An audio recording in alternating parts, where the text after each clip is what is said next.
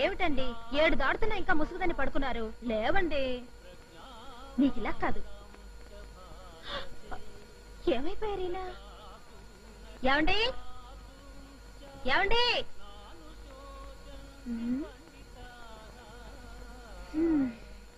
ఏమండి ఏమండి?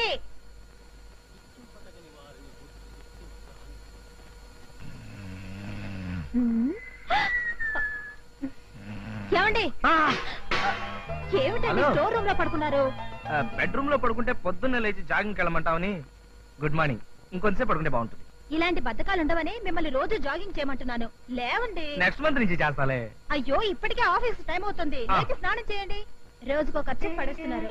అట్లీస్ట్ ఇదైనా జాగ్రత్తగా పట్టుకోండి. అలాగే అలాగే. పగటిపూట స్ప్రే అంటే పగలేమిటి రాత్రి ఏమిటి? సువాసన అంటే సువాసనే. అలాగా? అయ్యా వదలండి. మళ్ళీ స్నానం చేయాలి. మీకు ఆఫీస్ లేట్ అయిపోతుంది. అమ్మగారు ఏం జరిగింది అమ్మగారు? ఎక్కడ్రా? ఇంకా ఏమీ జరగందే. ఏం జరగకపోతే అమ్మగారు ఎందుకంటే అలా అరుస్తారు? చెప్పక తప్పదంటావా? మా అమ్మగారికి ఏ కష్టం కలగకుండా చూసుకోమని వాళ్ళ నాన్నగారు నాకు మరీ మరీ చెప్పారండి. మీ అమ్మగారిని నేను ఊరుకోండి. లేకపోతే ఏంటి? ఆ సన్నాసిగాడు సన్నాసి ప్రశ్న నన్ను అడుగుతుంటే నేను సన్నాసిలాగా వాడికి సమాధానం చెప్పాలా? ఎక్కడండి? మీరు మొదలు పెట్టింది మొత్తం పూర్తిగా చెప్పండి. ఎట్లా చెప్తా? కొట్టానంటే గులాబ్ జామ్ అయిపోద్ది. వెళ్ళింటి పని చేసుకోప్పా.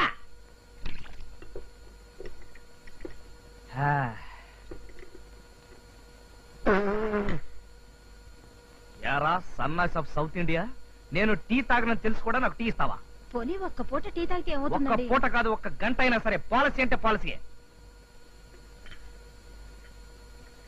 ఏంట్రా చూపేంటి? నీ ఆస్తంతా నేను రాయించేసుకున్నట్టుగా. వాడు చూపే అంత కదండి. నువ్వు వాడిని సపోర్ట్ చేయకు, వాడు రెచ్చిపోతాడు. కొట్టానంటే మళ్ళీ గోప గులాబ్ జామ్ అయిపోద్ది. వెళ్ళి కారుతుడు పా.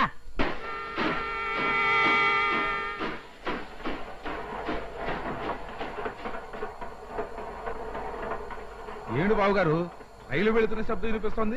దగ్గరలో స్టేషన్ ఏదైనా ఉందా? స్టేషన్ బొంద. ఇది లక్ష్మణరావు గారి ఇల్లు.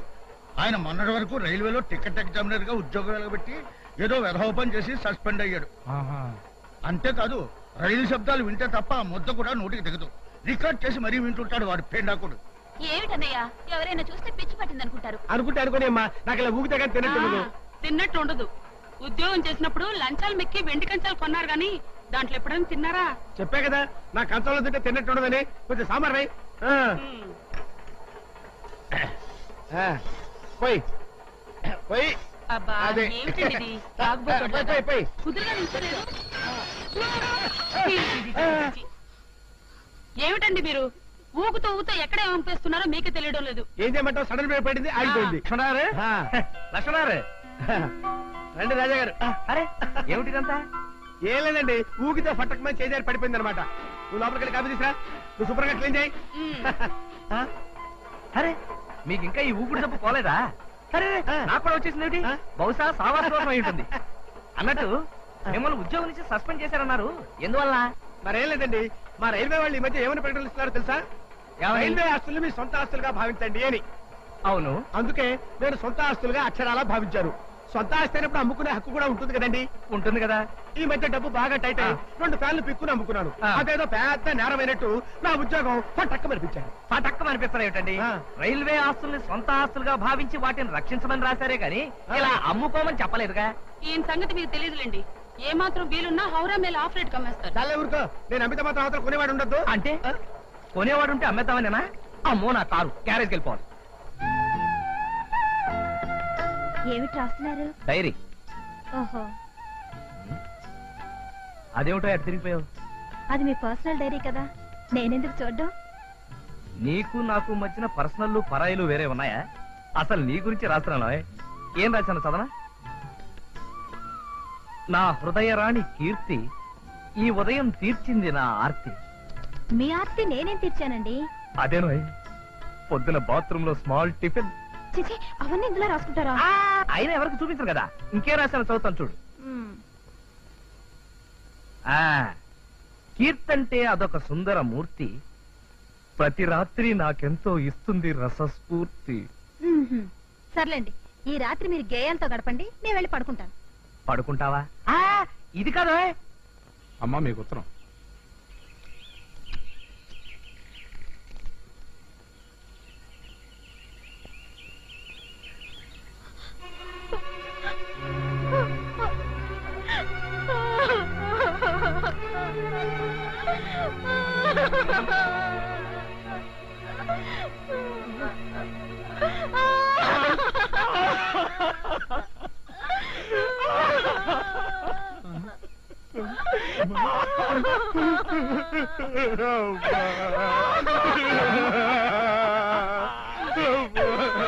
ఏమైంది?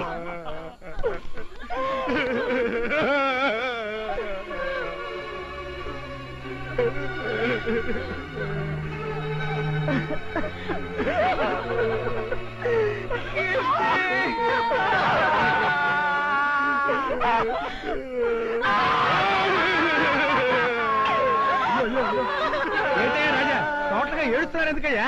బహుశా ఎవరైనా పోయారేమో. ఆ విషయం అయితే తెలిస్తే మనం కూడా ఏడుస్తాం కదా. ఏమైనా పుష్ప నువ్వెందుకు ఏడుస్తున్నావయ్యా? ఏమోనండి నాకు తెలియదండి. తెలియకుండా ఎందుకు ఏడుస్తున్నావు? అమ్మగారు దసరా మామూలు కింద నాకు 10 రూపాయలు ఇస్తుంటారండి. అట్లాంటి అమ్మగారు ఏడుస్తుంటే చూస్తూ ఊరుకోవడం బాగుండదు. నేను ఏడుస్తున్నానమ్మా. ఎందుకు ఏడుస్తున్నావురా? ఎప్పుడు ఏడవని అమ్మగారు ఇలా ఏడుస్తూ ఉంటే సపోర్ట్ ఇవ్వకపోతే బాగుండదని నేను ఏడుస్తున్నానండి. రాజా నువ్వెందుకు ఏడుస్తున్నావో చెప్తే సాయంత్రం వరకు మేము ఇద్దరం ఖాళీ కూర్చుని ఏడుస్తాం కదా.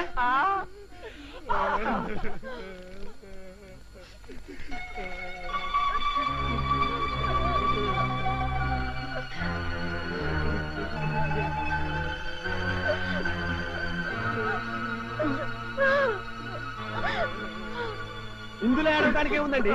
మీ మరదల పెళ్లి నిశ్చయమైంది, పెళ్లి తాంబూలాలు పుచ్చుకుంటున్నారు, 10 రోజుల ముందుగా మీ భార్యను పంపించండి అన్నారు. ఇందులో గుండెలు బాదుకుని ఆడవలసిన అవసరం ఉందండి. బహుశా అమ్మాయిని ఏ ముసలోడుకో ఇచ్చి కట్టబెడుతున్నారేమోనండి. అబ్బే అదేం కాదు వదిన గారు. మరైతే ఎందుకు ఏడుస్తున్నావు? నేను 10 రోజులు పుట్టింటికి వెళితే ఈ నాళ్ళ పల్ల ఎవరు చూసుకుంటారండి? ఆ బాధతోనే ఏడుస్తున్నాను. అదేమిటమ్మా నువ్వు లేకుండా ఎలా ఉండగలను అనుకోవడానికి మీ ఆయన చంటి కున్నాడా ఏమిటి? అవును నువ్వెందుకు ఏడుస్తున్నావో చెప్పవే. నేను ఇంతవరకు మా ఆవిడ్ని విడిచిపెట్టి ఎప్పుడు ఉండలేదండి. ఇప్పుడు ఎలా ఉండడమా అని తలుచుకుని ఏడుస్తున్నాను. అమ్మా మీ ఆయనంటే నీకు మరీ అంత ఇదైతే నువ్వు వెళ్ళటం మానేవమ్మా. వెళ్ళడం మానేస్తే అక్కడ తాంబూలాల కార్యక్రమం ఏమవుతుంది? నువ్వు కూడా వెళ్ళవే మీ ఆవిడతో పాటు. అమ్మో అన్ని రోజులు సెలవు నాకు దొరకదు. నువ్వేం బాధపడకమ్మా. మా ఆయనకి ఎలాగో ఉద్యోగం పీకేశారు కదా, ఆయనకి ఇప్పుడు ఏం పని లేదు. మీ ఆయన సంగతి మా ఆయన చూసుకుంటారు గాని నువ్వు బయలుదేరు. ఫంక్షన్ అవగానే వచ్చేస్తావు కదూ? అలాగేనండి. రోజుకో ఉత్తరం రాయి. అలాగేనండి. అమ్మో ఉత్తరం అయితే 2 రోజులు అవుతుంది. గంటకోసారి ఫోన్ చెయ్యి. మా ఇంట్లో ఫోన్ లేదు కదండి. అయ్యో మర్చిపోయాను నేను. మీ నాన్న పీనాశాడు కదూ? పక్కింట్లో లేదండి. ఎదురింట్లో అక్కడ కూడా మా లేదు. ఇంట్లో ఉందిగా. మా ఆవిడికి బీడీ వాసన పడదాయా? కండక్టర్ గారు నువ్వు మీ మాతో ఇద్దరు ఇలాగే తొందరగా లైనా మధ్యలో మాట్లాడుకుంటారు కానీ మీరు రైట్ చెప్పండి. నువ్వు మాతో తొందరగా వచ్చాయి. ఏమండి? నువ్వు మాతో నా గురించి తొందరగా వచ్చేయ్. ఆలోచిస్తే నిద్ర పాడు చేసుకోకండి. జాగ్రత్త అండి. ఏంటి గౌరీ, పుట్టింటికి వచ్చి వారం కూడా అవ్వకుండా తిరిగి వెళ్ళిపోతున్నా? అప్పుడే మొగుడు మీద గాలి మెళ్ళేసిందా? లేదు పిన్ని, నేను ఇలా వచ్చేగానే మా ఆయన మరో దాంతో షికార్లు కొడుతున్నాడని మా పొరిగింటి సావిత్రమ్మ నాకు ఉత్తరం వేసింది. అంతేనమ్మా, అంతే. ఈ మగాళ్ళంతా అంతే. మా ఆయన మిగతా మగాళ్ళగా ఏదో వేషాలు వేస్తాడనుకోలేదు. నీ మొగుడేంటి నా మొగుడేంటి, ఈ లోకంలోని మొగుళ్ళంతా అంతే. మీ చిన్నాన్న మాత్రం తక్కువ తిన్నాడా? నన్ను ఇలా మ్యాట్ని ఆటకు పంపేసి ఇంట్లో మరో ఆడదంతో మ్యాట్ని పెట్టేసేవాడు.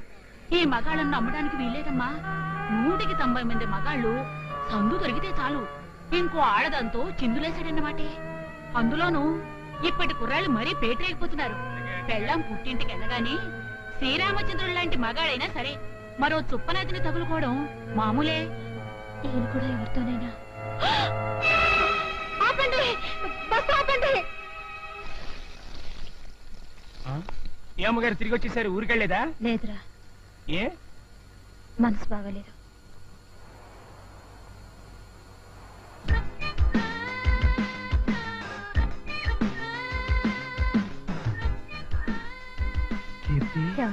కీర్తి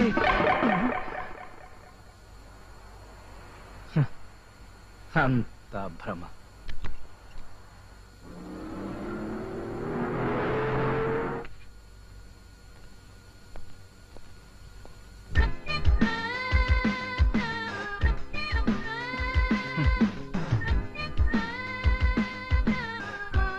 ఏమండి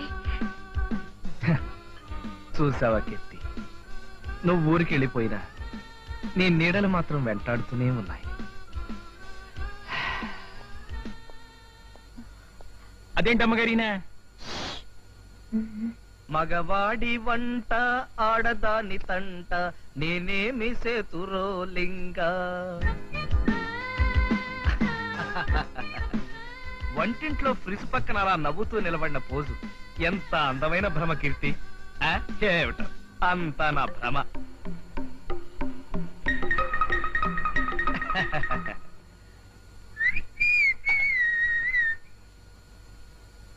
ఒరేయ్ సన్నాసి, ఏంటయ్యారు? అక్కడ ఎవరైనా కనిపిస్తున్నారా? ఇక్కడ ఎవరు లేరండి.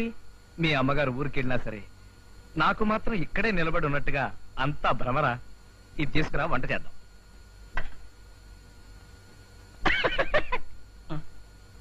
నేను వంట చేయడం చూస్తే నీకు ఎగతాళిగా ఉందా? కొట్టానంటే గోప గులాబ్ జామ్ అయిపోద్ది. రా. ఏంట్రా పిచ్చా? కొట్టా పద.